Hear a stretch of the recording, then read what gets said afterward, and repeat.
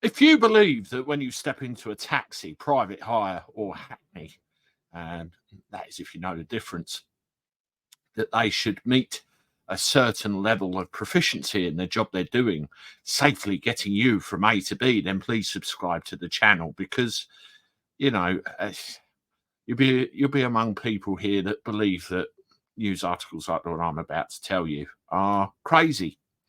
I've been a cab driver for 13 years. I've done an equal amount of time on what they call the circuit to what I've done running my airport business. And all I do now is long distance jobs. Well, back in the day, 13 years ago, when I signed up, I had to do a knowledge test. Basically, do I know my way around? I had to do what was called a DBS check at the time, Disclosure and Barring Service check, to check any criminal history. Surprise, surprise, I'm squeaky clean. I had to do a medical and apply for the license itself. Now, because I am on that system, you get what are called grandfather rights. You just do that set amount of things at a set period of time. It's every 3 years I have to renew my DBS check and my medical to basically state that I'm still fit to drive a taxi. As the years have gone by, certain things have been picked up. For example, there are many drivers out there that may have some level of issue with arithmetic. You know, there's a very stereotypical thing about cabbies. We're all thick and stupid, which couldn't be further from the truth. Me personally, I worked in IT before I was a cab driver, so I like to think I have a brain, and I'm sure there's many out there. I have an ex-copper working for me, for example, who's now a cab driver. We come to it from all sorts of places. Anyway, basic arithmetic can give change. And the other big thing is a basic level of English and comprehension.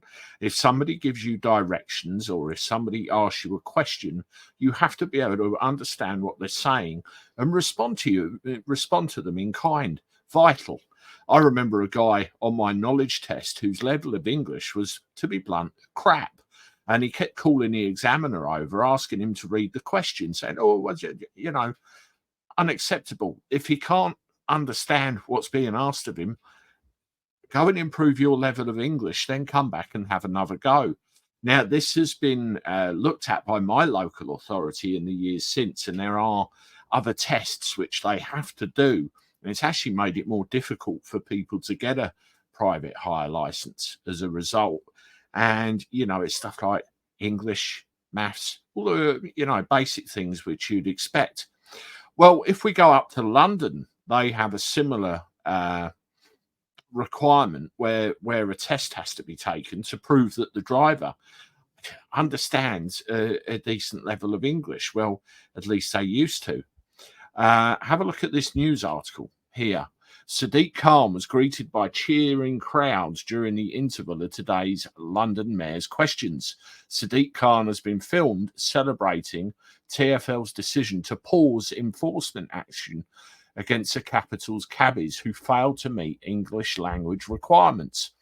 In footage obtained by GB News, the London Mayor was seen entering a crowd of flag-waving and placard-clutching demonstrators outside City Hall. One would believe that's all staged. They've all come there and look at them in that picture. Khan, who stepped out during a short interval, took selfies and shook hands with drivers just hours after announcing plans to pause action for both Seru and English language requirements.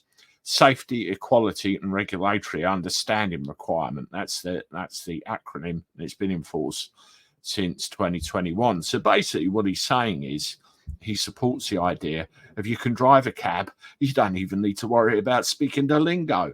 I think this is a recipe for disaster personally, and it's just going to put a bad impression and a bad stain on the rest of it. I'm going to bring you another story in a couple of videos' time about working requirements for a certain group of people that's been sneaked through on the quiet, and I do wonder whether there might be some connection between the two.